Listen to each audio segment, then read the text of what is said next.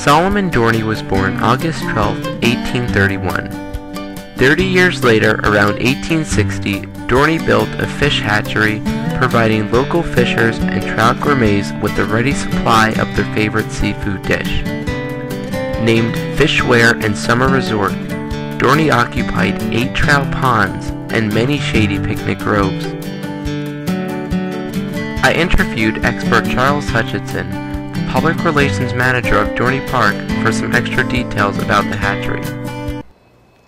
This trout pond and fountain behind me is a trout hatching facility, and that was his family's business. They made their living off of that. They lived here on property in a farmstead house. And what had happened is, in 1884, he started to realize that there was a demand also for secondary use of the property, just by the general public who wanted to come out and enjoy the property and just be outdoors. He realized that demand growing, and it was upon his death in 1901 that the park first got its first mechanized ride, a carousel. Dorney later realized that his future held an attraction, being his hatchery the foundation of it. Therefore, he added playground rides, games, a zoo, and in the 1800s, a scenic railroad. In 1901, the Allentown Kutztown Traction Company took interest in Dorney's forming creation and bought his park. That same year, Jacob Plar, an enterprising caterer from Philadelphia, revolutionized the park with a Denzel carousel.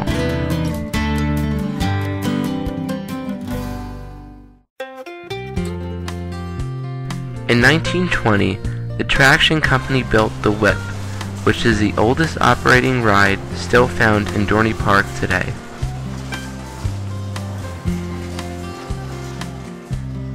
This ride was created by a gentleman named W.F. Mangles, but this ride was originally became famous at Coney Island, New York, and the Whip, I think, like our favorite roller coaster, wooden roller coaster, Thunderhawk, it's one of those rides that has been here a really long time and will be here for a very long time to come.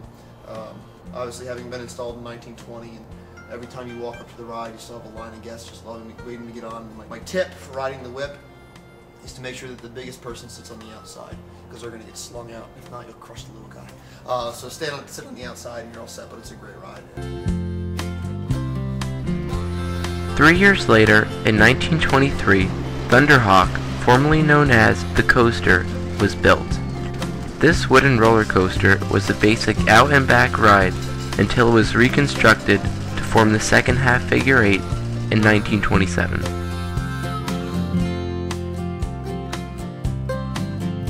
The coaster was designed by Herbert Schmeck and manufactured by the Philadelphia Toboggan Company.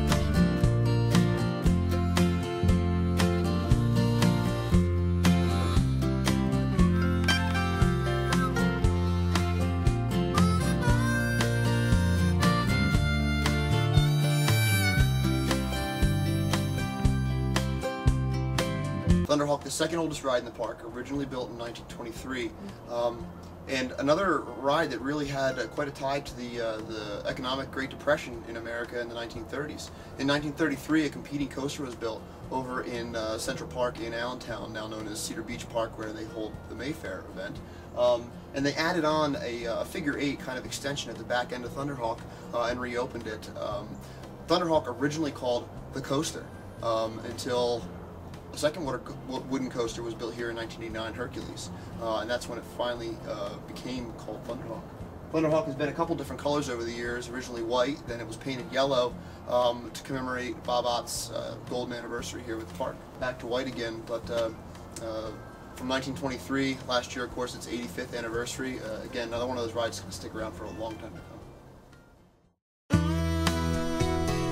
In 1923, the Allentown Kutztown Traction Company renamed the estate to Dorney Park Coaster Company, Inc. And Robert Plar, Bill Rusk, and Ray Sant purchased the park from the Traction Company. A few years later, Robert Plar bought the park from his partners. Robert Plar the new owner of Dorney Park Coaster Company Inc. thought like Solomon Dorney in the way that he needed more attractions to keep his park from closing.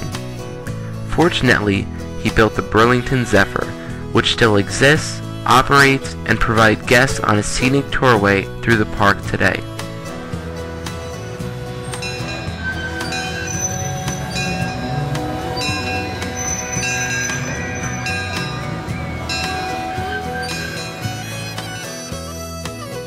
And the reason why Zephyr was put in, and I think the reason why it succeeded so well, is because it was the middle of the 30s when the Great Depression was going on. And the economic downturn, of course, the park needed a new product to really drive business and keep people coming and keep people interested.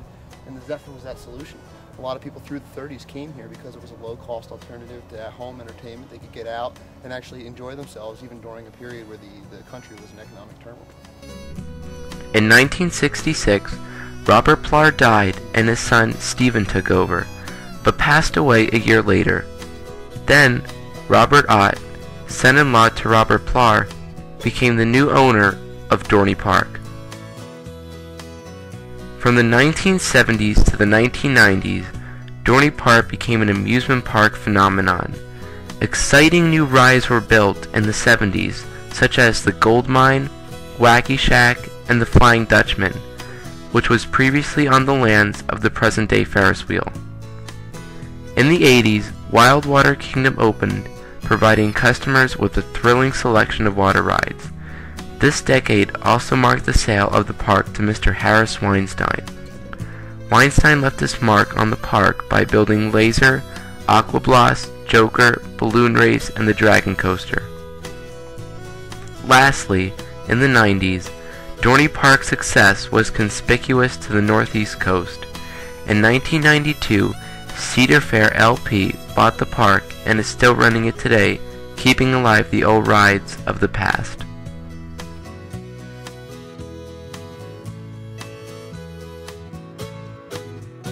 Solomon Dorney had the dream to create smiles, laughters, and memories in his blossoming park for young children and adults. Solomon Dorney is not known worldwide, but only to those who had the experience of a lifetime in his park. I like Dorney Park because it has like these really fun roller coasters, but not too scary. I like Dorney Park because it has a lot of good roller coasters that are really fast, and I especially like the Steel Force. So next time you go on your favorite ride at Dorney Park, whether it's Thunderhawk or Dominator, be sure to thank the man who started it all with the fish hatchery, Mr. Solomon Dorney.